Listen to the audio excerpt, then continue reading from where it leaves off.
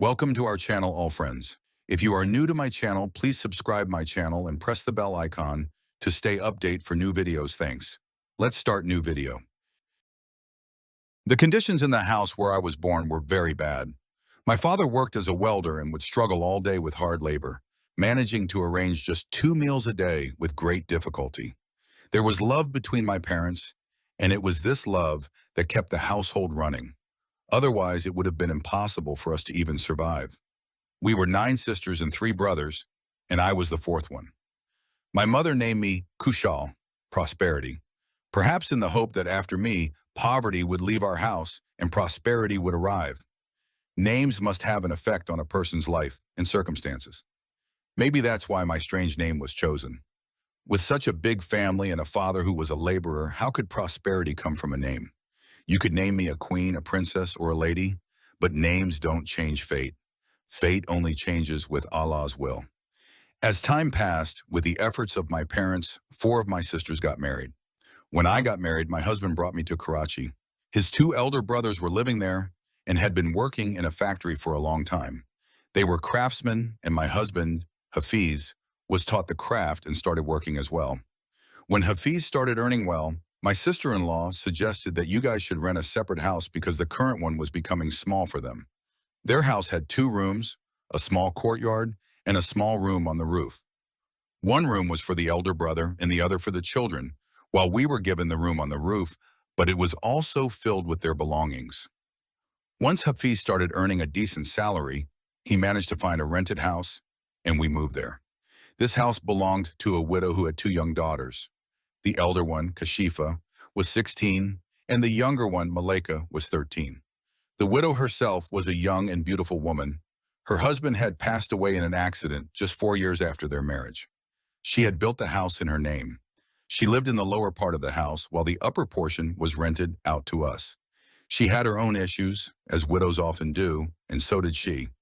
There were many tasks she was hesitant to do herself, and she would ask me to have Hafiz do them, like getting bills fixed, repairing the water motor, or getting the fan repaired. Hafiz would call the electrician and get these things done for her. She was about 10 to 12 years older than me, but I would still call her Kala, aunt. She would always express gratitude, and whatever she cooked, she would send some to me. On the surface, these mother and daughter seemed good and respectable, but one never knows the true nature of a person until they spend some time with them. One day, a very bad piece of news came that my father had passed away. The ground beneath my feet seemed to slip away. At that time, my brother was barely 17. In difficult times, daughters have to be strong. My mother sent Fahim, my younger brother, to Karachi, so Hafiz could find him some small work in the factory to give him some financial support. Fahim stayed with me, and I had to take care of my younger siblings as well. He too started working hard. Hafiz helped him get a job in the factory. Fahim started sending money home to support our mother. Khala Sema was happy when Fahim arrived because Hafiz used to feel hesitant to ask him to do tasks, but Fahim would do whatever was needed without hesitation. She even started asking him to do shopping and other small chores around the house. He quietly did them. Whenever Khala Saima cooked, she always gave Fahim his share. After his work, she would stop him and invite him to her house for a meal.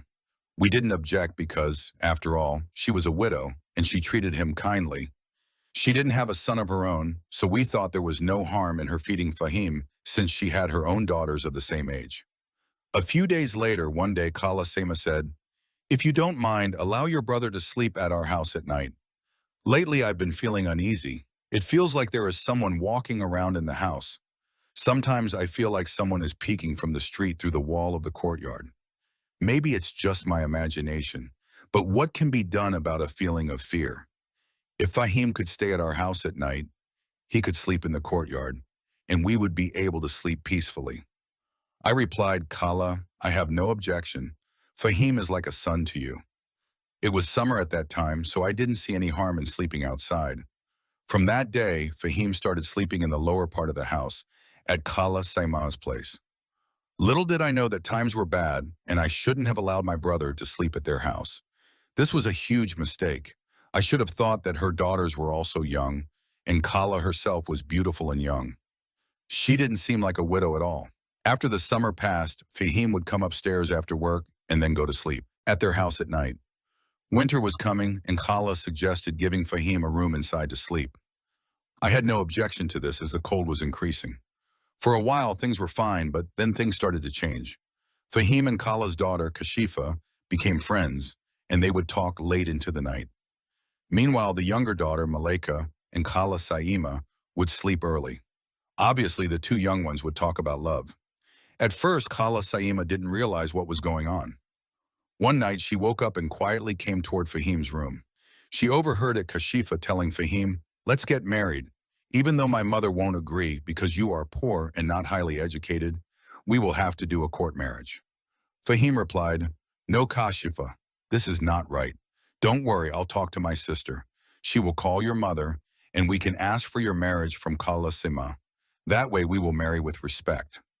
I won't stay poor forever. Someday, my situation will change."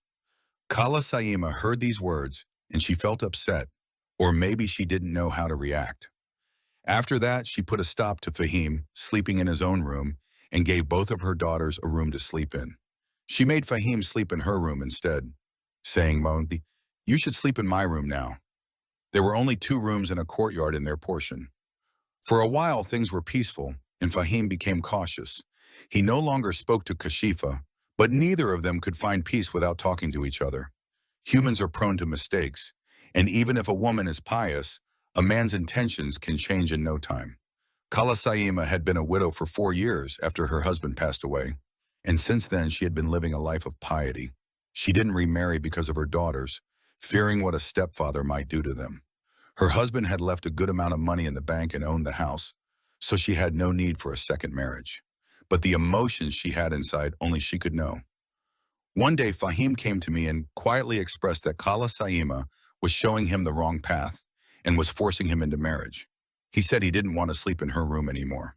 I thought that she might be asking him to marry Kashifa because she always called Fahim her son. At first, I didn't understand his words and told him, "If you like Kashifa, we can ask for her hand in marriage." But when he explained everything in detail, I felt as if the earth had slipped beneath my feet. I couldn't believe Khala Saima could do such a thing. I reassured Fahim, saying, "Don't worry. Hafiz is looking for a new house.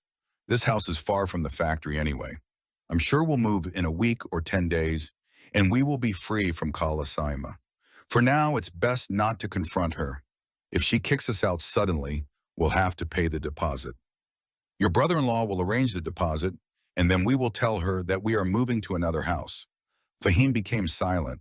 I told him, "But from now on, you should sleep upstairs at my place." I started making excuses, saying that Fahim was sick, so I began having him sleep at my house. A couple of days later, Kashifa came upstairs, crying badly. I asked her what happened, and after comforting her, she finally told me with great difficulty, "Fahim and I love each other and want to get married, but my mother is forcing Fahim into the wrong path and trying to convince him to marry her by tempting him with money." Fahim himself told me this. Since then, I have lost all peace. I can't believe a mother could do this. A woman who fills her life with happiness by taking away her daughter's joy and love. I reassured Kashifa, saying, "You must trust me, this will never happen, and I will never let this happen. In fact, I will send my brother back to the village." When Fahim came, I asked him, and he lowered his gaze, bowing his head.